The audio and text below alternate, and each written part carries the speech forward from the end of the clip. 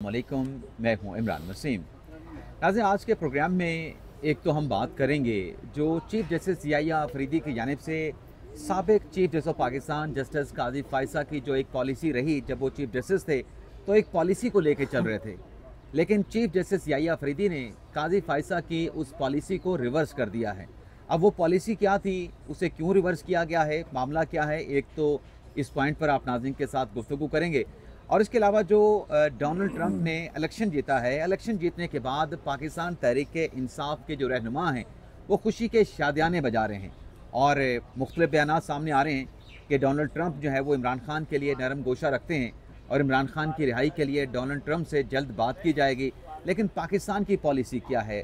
रियासत पाकिस्तान इस सारे मामले को, इमरान खान साहब अडयाला जेल में हैं, उसे इस मामले को किस नज़र से देखते हैं? क्या जो बैरूनी दबाव आएगा, जो कि तहरीक-ए-इंसाफ बता रही है कि हम ये दबाव पाकिस्तान पे लेकर आएंगे, क्या पाकिस्तान इस दबाव को बर्दाश्त कर सकेगा या फिर इस दबाव के नतीजे में इमरान खान साहब को अडयाला जेल से रियासत पाकिस्तान को रिहा करना पड़ेगा? तो आज के प्रोग्राम में हमारे साथ मौजूद हैं सीनियर सहाफ़ी जांज़ेब अब्बासी और मियाँ अकील अफजल साहब।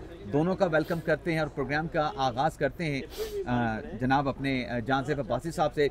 अब्बासी साहब, आप बताएं कि जो पहली खबर का मैंने इंट्रो दिया कि जो काजी फायसा साहब की पॉलिसी थी उसको रोल बैक कर दिया गया है। अब याहिया अफरीदी साहब अपनी पॉलिसी लेके आए हैं, वो पॉलिसी क्या है और याहिया अफरीदी साहब की जो पॉलिसी उन्होंने इंट्रोड्यूस करवाई है, इससे पहले काजी फायसा साहब की पॉलिसी क्या थी और वो क्या चाह रहे थे और उसको क्यों चेंज किया गया? बहुत शुक्रिया इमरान।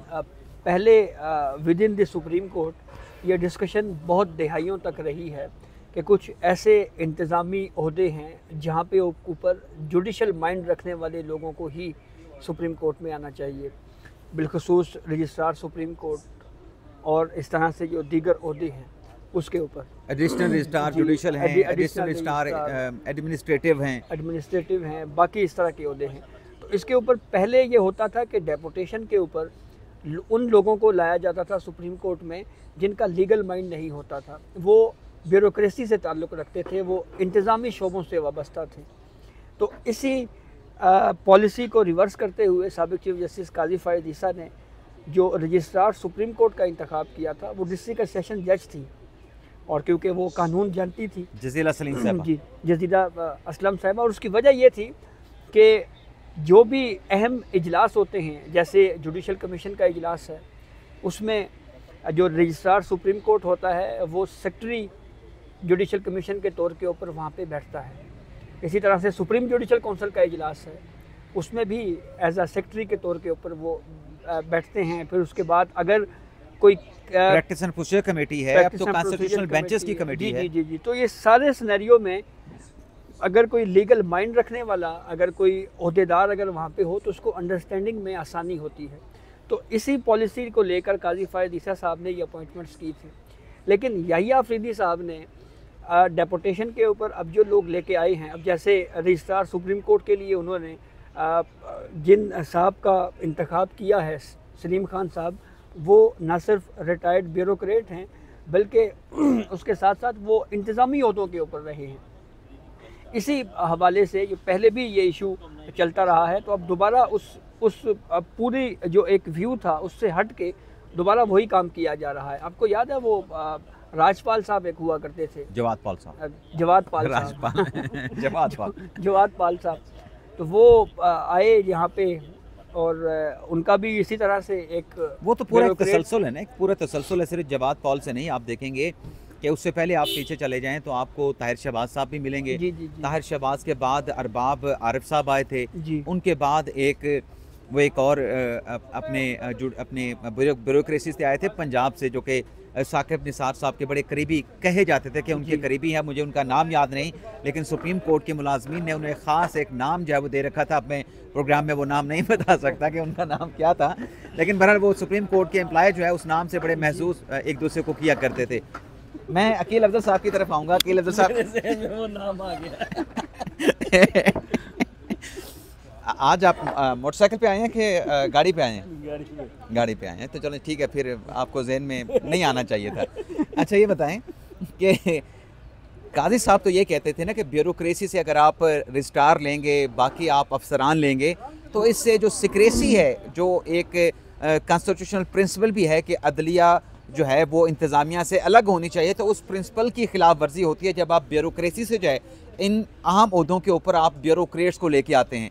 तो क्या काजी फाइज साहब का वो व्यू बिल्कुल दुरुस्त था कि ब्यूरोक्रेसी से जुडिशल अफसरान, मतलब ब्यूरोक्रेसी से रजिस्ट्रार ऑफिस के लिए और बाकी इंतज़ामी ओहदों के लिए लोग लेके आना, क्या उनका पॉइंट ऑफ व्यू ठीक था या अफजल साहब ने बिल्कुल ठीक किया? इमरान साहब, काजी फायज़ ईसा साहब की एक बड़ी स्टेटेड पॉलिसी थी और चीफ जस्टिस ऑफ पाकिस्तान बनने से पहले की पॉलिसी थी। उनका ये मौक़िफ़ था कि जब हम एग्जेक्टिव से लोगों को उठाकर लाकर सुप्रीम कोर्ट ऑफ पाकिस्तान में जो है वो उनको अपॉइंट करते हैं, तो उसका फिर नुकसान ये होता है कि कल को वो एग्जेक्टिव्स जिन्हें पता होता है कि हम डेपुटेशन पर यहाँ आए हैं, वो फिर जब वापस जाएंगे तो वो फिर इंतज़ामिया के साथ मिल जाएंगे। इंतज़ामिया या एग्जेक्टिव्स की जो ज़िम्मेदारियाँ हैं वो सुप्रीम कोर्ट ऑफ पाकिस्तान के जुडिशल अफसर की ज़िम्मेदारियों से बिल्कुल मुख्तलिफ हैं। सुप्रीम कोर्ट का अफसर तो किसी को मुलाकात तक नहीं करता, एग्जेक्टिव लोगों ने पब्लिक से मिलना मिलाना होता है, उन्होंने रोज़ाना सरकारी लोगों के फ़ोन सुनने होते हैं, सरकारी लोगों के काम करने होते हैं। उनको तो कोई MNA MPA जाकर सिफारिश कर देता है। यहाँ किसी की ज़रूरत है असिस्टेंट रजिस्ट्रार के पास चले जाए और कहे कि मेरा केस लगाओ, मैं MNA हूँ, मैं MPA हूँ, मैं मिनिस्टर हूँ, मेरा केस लगाए, नहीं है। लेकिन जब वो एक ताल्लुक़ बन जाता है इंतज़ामी लोगों का सियासतदानों के साथ या जो दूसरे हलके के लोग होते हैं जहाँ जहाँ उनकी ड्यूटी की होती है, तो वो ताल्लुक़ फिर सुप्रीम कोर्ट में भी इस्तेमाल होता है, क्योंकि पुराना ताल्लुक़ होता है ना कि सर वो आपसे वहाँ मुलाकात हुई थी, सर यहाँ भी हमारा काम है। तो काजी साहब की ये जो स्टेटेड पॉलिसी थी जिस पर आकर उन्होंने जो पहले 2-3 अहकामात दिए थे, उसमें एक पॉलिसी ये भी थी कि डेपुटेशन पर आए तमाम लोगों को वापस भेज दिया जाए जिनका टाइम पूरा हो गया है। दूसरी पॉलिसी ये थी कि जनाब हम बाहर से किसी को नहीं लेंगे। जजीला असलम साहबा आई, वो भी गालिबन उसमें थी जुडिशरी से थी, और लेकिन उसमें भी काजी साहब हालांकि मेरे ख्याल से बराह रास्त ज़ाती तौर पर उनको जानते भी नहीं थे, उनको एडवाइस किया गया था आपके दोस्त की जानिब से, ठीक है ना, कि जनाब जजीला असलम साहबा लाहौर में। वैसे आपकी खबर गलत है कि मेरे किसी दोस्त ने जजीला असलम साहबा का नाम दिया था, ये एक परसेप्शन थी, काजी साहब खुद जजीला असलम साहबा को लेके आए थे। सही, चलें ठीक है। अच्छा, अब बात ये है कि काजी साहब ने उस स्टेटेड पॉलिसी पर अमल दरामद किया। अच्छा, अब इसकी वजह से एक और इफ़ेक्ट भी आता था, ये तो हम जनरल बात कर रहे हैं ना, वो इफ़ेक्ट ये आता था कि जब सुप्रीम कोर्ट ऑफ पाकिस्तान के वो मुलाजमीन, वो अफसरान जो कि एक अरसे से अपनी प्रमोशंस के मुंतज़िर होते थे, जब उनके ऊपर आकर एक अफसर बैठ जाता था, तो क्योंकि सुप्रीम कोर्ट ऑफ पाकिस्तान के मुलाजमीन बाहर डेपुटेशन पे नहीं जाते, यहाँ तो फिर यहाँ से किसी को DC लगा दें आप, असिस्टेंट रजिस्ट्रार को उठा के, किसी को आप लगा दें, कोई ग्रेड 19 का डायरेक्टर लगा दें, जनाब एनवायरनमेंट में जाके लगा दें, ऐसे इस्लामाबाद के इंतजामिया के ऑफिस में लगवा दें। हाँ, इस्लामाबाद में लगा दें, कहीं पर भी लगा दें। बात ये यहाँ से कोई बाहर नहीं जाता, बाहर वाले लोग यहाँ आकर बैठ जाते हैं, तो उसका उस पर सुप्रीम कोर्ट ऑफ पाकिस्तान के जो मुलाजमीन थे उनकी जानिब से भी बड़ा एक जो था ना वो शोर मचाया जाता था कि यार हमारे ऊपर ये लोग आकर बैठ जाते हैं, ना इनको तजर्बा होता है और आकर ये हमें अहकामात जारी कर देते हैं। अब मैं आपको बताऊं, अब ये जिस तरह उमैर साहब आगे हैं, ये DC थे गालिबन किसी ज़िले में, खुशाब का भी कह रहे हैं कुछ लोगों का। उमैर साहब का होता जो है ना वो मतलब कोई जुडिशल साइड वाला तो नहीं, स्टाफ ऑफिसर में आते हैं। स्टाफ अफसर भी है, वो स्टाफ अफसर बुलाकर सुप्रीम कोर्ट के रजिस्ट्रार रजिस्ट्रार या रजिस्ट्रार को बुलाकर डायरेक्शन देगा। स्टाफ अफसर जो भी कहेगा सब ने अमल तो करना है ना उसके ऊपर, और फिर कुछ भी हो जाए उसका माइंड तो वही है ना। लेकिन उसने कोई अपनी तरफ से तो कोई डायरेक्शन नहीं देनी ना, उन्हें चीफ जस्टिस जो ऑर्डर पास ऑन करेंगे वो तो उसी ऑर्डर को आगे जो है वो पास ऑन करके। बहुत सारी चीज़ें होती हैं ना, आप उसको बिल्कुल ये ना देखें कि वो स्टाफ अफसर है तो वो सिर्फ और सिर्फ एक ही चीज़ करेगा, वो बहुत सारी चीज़ें होती हैं सर, बहुत सारी जो भी चीज़ें हों, लेकिन उन्होंने जो चीफ जस्टिस के ऑर्डर होंगे, उनकी जो मंशा होगी, उनके जो अहकामात होंगे वही उन्होंने आगे कन्वे करने होंगे। हम एक और सर एक मिनट ठहर तो जाएं। एक बार मैंने आपको सवाल किया, आप नहीं समझ रहे, मैं एक और सवाल इनसे करना चाह रहा हूँ। मैं एक कमेंट इस पर ज़रूर करना चाहूँगा कि जो सुप्रीम कोर्ट के मुस्तकिल मुलाजमीन इस वक्त हैं, अब देखिए सुप्रीम कोर्ट ने खुद डेपुटेशन वाले इशू के ऊपर कुछ फैसले भी दिए हुए हैं, हमें उसके ऊपर भी कमेंट करना चाहिए कि उस पर सुप्रीम कोर्ट ने खुद उन फैसलों में हौसला शिकनी की हुई है कि आप डेपुटेशन के ऊपर मुलाजमीन जो है ना वो इधर उधर नहीं होने चाहिए। सुप्रीम कोर्ट के अपने जो मुस्तकिल मुलाजमीन हैं, सुप्रीम कोर्ट खुद से एक बोर्ड बना के उन मुलाजमीन में से टेस्ट लेके उन मुलाजमीन की कैपेसिटी बिल्डिंग कर सकती है कि आप हमारे रजिस्ट्रार होंगे, तो जो मुस्तकिल हमारे जो सुप्रीम कोर्ट के अंदर के मुलाजमीन हैं, अगर उन्हीं में से अगर उनका इंतखाब करके अगर कहीं पे कोई जुडिशल बैकग्राउंड में अगर कोई मज़ीद बेहतरी की गुंजाइश है तो उसके लिए इमरान वसीम बाकायदा उनको ट्रेनिंग दे के उस ओहदे के ऊपर फाइज किया जा सकता है। लेकिन यहाँ पे ऐसा नहीं हो रहा। चलें, दूसरा जो हमारा सवाल था कि जो बानी पीटीआई से मुतल्लिक और पीटीआई के लोग इस उम्मीद का इजहार कर रहे हैं कि कहीं पे इलेक्शन में कोई बड़ी शख्सियत जीती हैं और उस कामयाबी के बाद इमरान खान साहब की रिहाई का जो है वो परवाना आएगा और खान साहब को जो है वो डयाला जेल से जो है वो रिहा कर दिया जाएगा। लेकिन हमारे जो वज़ीर दिफा हैं वो कुछ और बता रहे हैं। अच्छा। हमारे वज़ीर दिफा ये कह रहे हैं ख्वाजा आसिफ साहब के कुछ ऐसे ममालिक हैं, मगरबी ममालिक, जिन्होंने रब्ता भी किया और वो चाहते हैं कि बानी पीटीआई को उनके सपोर्ट कर दिया जाए, वो उन्हें अपने मुल्क में ले जाएंगे। और साथ में उन्होंने ये भी कहा कि ये हैंड ओवर करना, इमरान खान को किसी दूसरे मुल्क के हवाले करना, ये एक बहुत बड़ी संगीन गलती होगी और इसके नताइज फेस करना पड़ेंगे। लेकिन साथ में उन्होंने ये भी कहा कि वाज़े तौर पे कि ऐसी कोई तजवीज़ ज़ेरे गौर भी नहीं कि इमरान खान साहब को किसी मुल्क के हवाले किया जाएगा। और दूसरा उन्होंने कहा कि रियासत पाकिस्तान जो है इस सिलसिले में किसी दबाव में भी नहीं आएगी। आपकी इस पर क्या इनपुट है? देखें, इस पर इनपुट से पहले जो पाकिस्तान तहरीक इंसाफ का अपना एक बयानिया है, मेरे ख्याल में उसको डिस्कस करना ज़्यादा अहम है। पीटीआई या इमरान खान जो हैं वो पहले ये कहते थे जी कि हमें या हमारी हुकूमत को जो है ना वो अमेरिका ने निकाला है, और अब कह रहे हैं जी अमेरिका हमें निकाले। ये दो चीज़ें जो हैं वो एक दूसरे से टकरा रही हैं। साइफ़र के मामले को लेकर एक पूरा पॉलिटिकल बयानिया बनाया गया और उसमें यह कहा गया जी कि अमेरिकन्स ने हमारी हुकूमत गिराई है। लेकिन फिर उसके बाद के जो वाक़यात हैं वो जो हमने देखे, कभी अमेरिकन कांग्रेस से पीटीआई के हक़ में कोई चीज़ें आ रही हैं, कभी क्या हो रहा है, कभी क्या हो रहा है, तो वो सारी चीज़ें पीटीआई के अपने बयानिए से ही टकरा रही हैं। दूसरी अहम बात यह है कि हर मुल्क के अपने इंटरेस्ट होते हैं और मेरा नहीं ख्याल कि जो पाकिस्तान तहरीक इंसाफ को इस मामले के ऊपर खुशफहमी है, और ना ही एक स्टेट को दूसरी स्टेट के जो अंदरूनी मामलात हैं उसमें कोई मुदाखलत करनी चाहिए, ख़ास तौर पे जो जुडिशल मैटर्स हैं। जुडिशल मैटर है, यहाँ के हमारी कोर्ट्स हैं और उन कोर्ट्स में जो है वो केसेस चल रहे हैं। हमारा अपना अदालती निज़ाम है। जी, और उस पर कहीं ना कहीं इमरान खान को रिलीफ भी मिला है, और बाज़ औक़ात तो वो रिलीफ भी इमरान खान को मिला है जो उसने मांगा ही नहीं था। कंप्लीट जस्टिस के नाम के ऊपर बहुत कुछ दिया भी गया है ना जी। हाँ। तो इसलिए, और जो अली मोहम्मद खान साहब का मैं भी स्टेटमेंट पढ़ रहा था, उन्होंने कहा जी कि इमरान खान को जब ये बताया गया कि ट्रंप जीत गए तो उन्होंने बड़ा खुशी का इज़हार किया।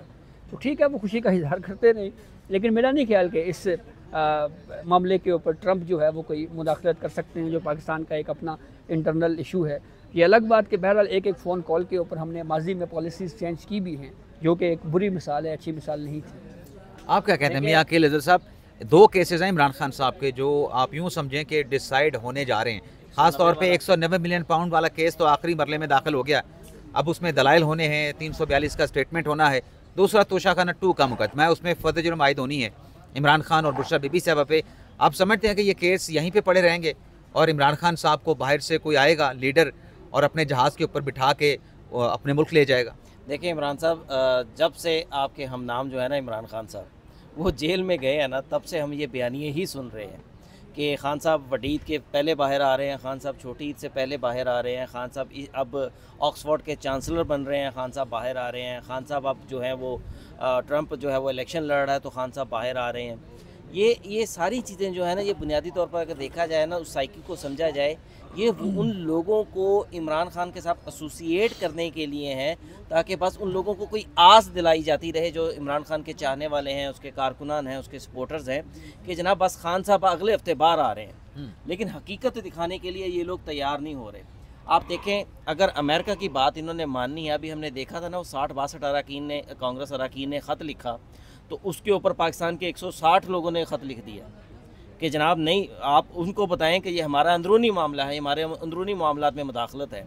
तो आप उन लेटर्स के जवाब में जो लेटर हमारे उसने MNAs ने और अरकान असम्बली ने लिखा, आप उससे ही वादे कर लें कि अगर ट्रंप साहब इस मामले में मुदाखलत करेंगे तो उनको जवाब क्या मिलेगा। तो क्या आपसे समझते हैं मियां अकील अफ़ज़ल साहब की जो ममालिक के ताल्लुकात होते हैं, ये ममालिक की सतह पे होते हैं या इनफरादी सतह पे भी होते हैं, कि एक मुल्क जो है किसी इनफरादी सतह के ऊपर एक ऐसे मुल्क के साथ राब्ता करके उसकी रिहाई की बात करे, मावराए अदालत, जिसके साथ उसके बड़े अच्छे माजी में भी ताल्लुकात हों, बड़े आपस में कोऑर्डिनेशन रहा हो, तावन भी आप एक दूसरे के साथ किया हो, तो क्या ये इंडिविजुअल रिलेशनशिप होती है या फिर ममालिक के ताल्लुकात होते हैं? देखें इमरान साहब, मेरी राय में इमरान खान हो या ट्रंप हो, दोनों में एक ही खूबी कह लें या खामी कह लें कि वो दोनों अपनी शख्सियत परस्त हैं कि बस हम हैं, दूसरों के लिए उनमें वो चीज़ नहीं है।